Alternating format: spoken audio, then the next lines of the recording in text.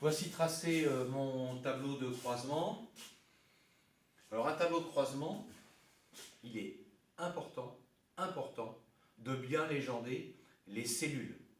Sans légende, eh bien, le tableau n'est pas compréhensible, comme un schéma, un dessin, un graphique. Alors dans cette cellule-là,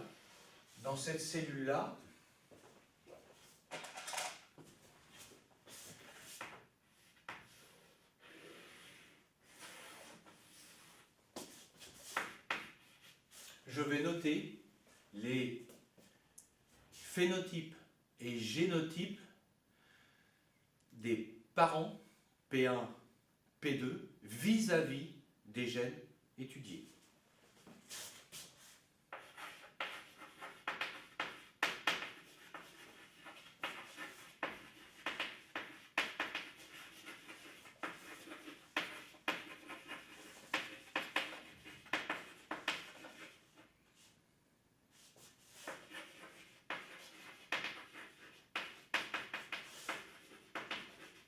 Ici, E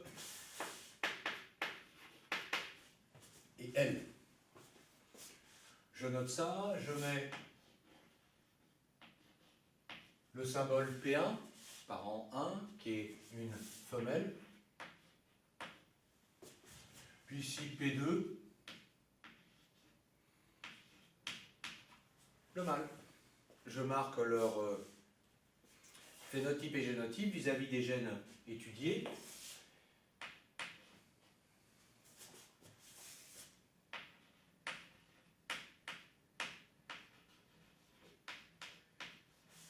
Le phénotype, ce sont les caractéristiques, ici phénotype macroscopique,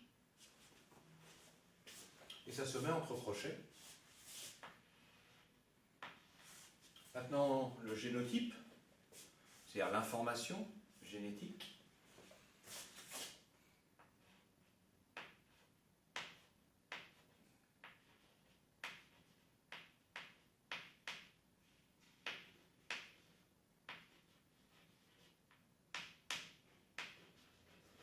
Donc OB plus EB, puisque l'individu est hétérozygote, VG plus VG, P2, EBVG, génotype,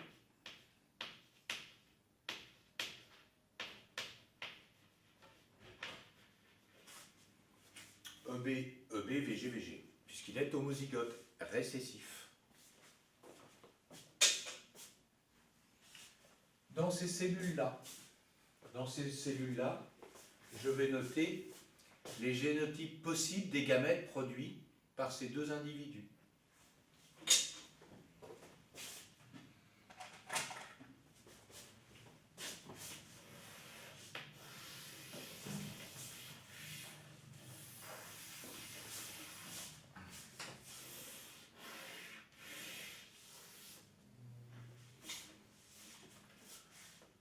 Ça, c'est le génotype de cellules mères de gamètes. Et ici, c'est la méiose.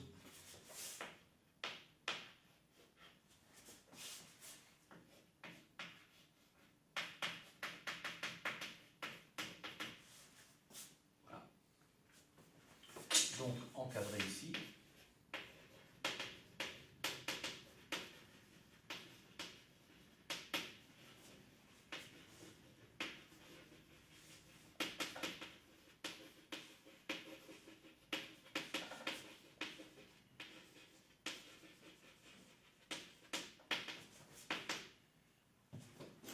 Donc, génotype possible des gamètes produits par les parents, toujours vis-à-vis des gènes étudiés, E et L.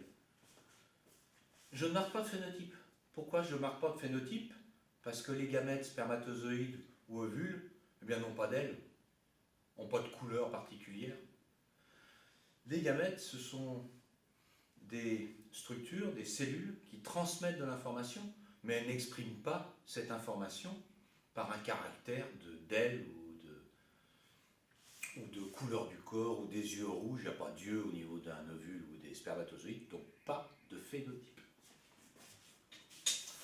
Nous avons vu que P2, il n'y a qu'un génotype possible vis-à-vis des gènes étudiés.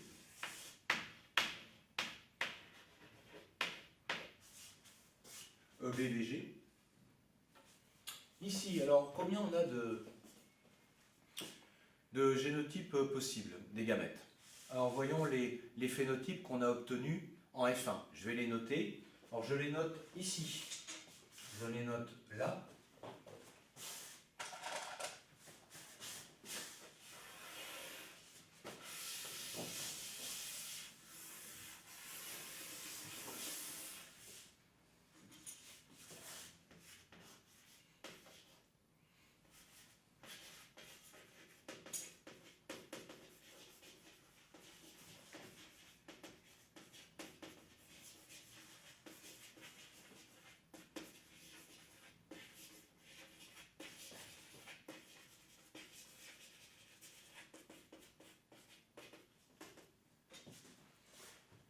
Ici, je vais noter les phénotypes et génotypes possibles des descendants F1, toujours vis-à-vis des gènes étudiés E et L.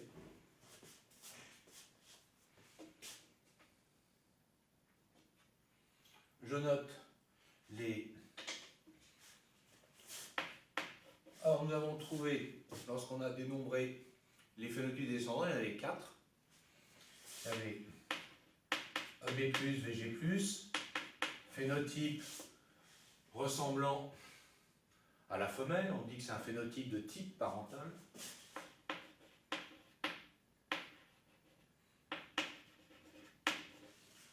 EBVG, phénotype ressemblant au mâle, c'est aussi un phénotype de type parental. Et deux phénotypes nouveaux.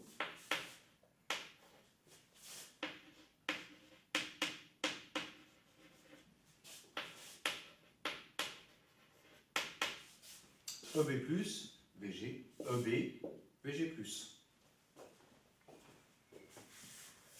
Ça, c'est le phénotype, les caractéristiques macroscopiques, à l'œil nu visible ou à la loupe bino.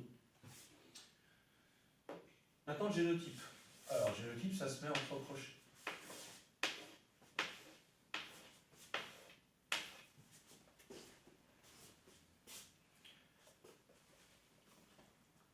Les spermatozoïdes produits par le mâle P2 transmettent que l'allèle EB et que l'allèle VG.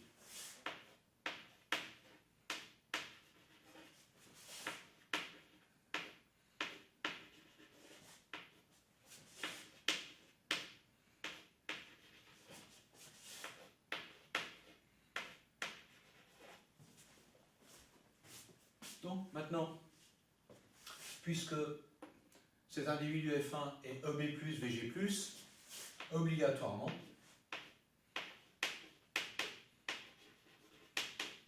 les deux allèles proviennent de l'ovule produit par P1.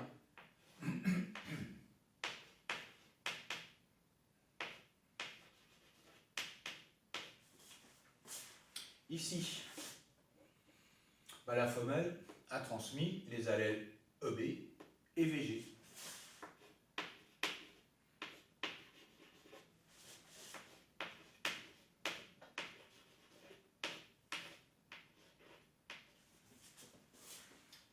Ici, EB+, VG, la femelle a transmis un allèle EB+, et un allèle VG par l'intermédiaire de l'ovule.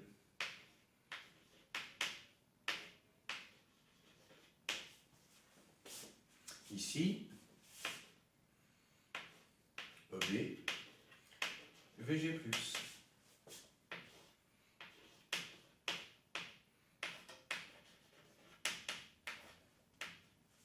Voilà. Donc la femelle a produit 4 types de gamètes au niveau du génotype vis-à-vis des gènes étudiés E et L. Et l'on voit que le phénotype des descendants dépend des génotypes des ovules produits par P1, puisque les deux allèles transmis par P2 sont récessifs. Maintenant, la question qui se pose, c'est, au cours de la méiose, comment, à la fin, je peux obtenir ce génotype-là d'ovule, celui-là, celui-là et celui-là.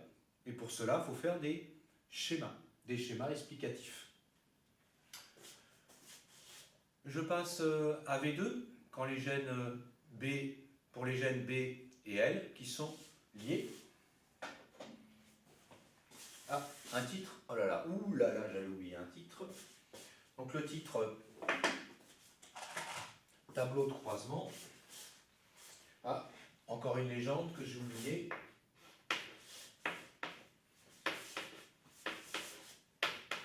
En rouge, c'est la fécondation.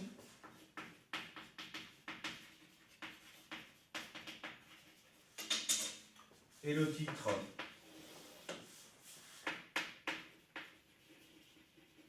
tableau de croisement.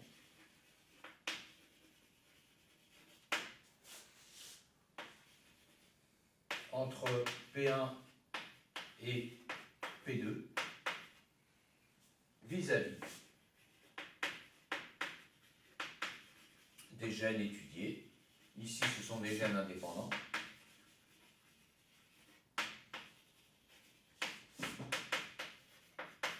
E et L. Non, le chewing-gum, là. Bon, allez.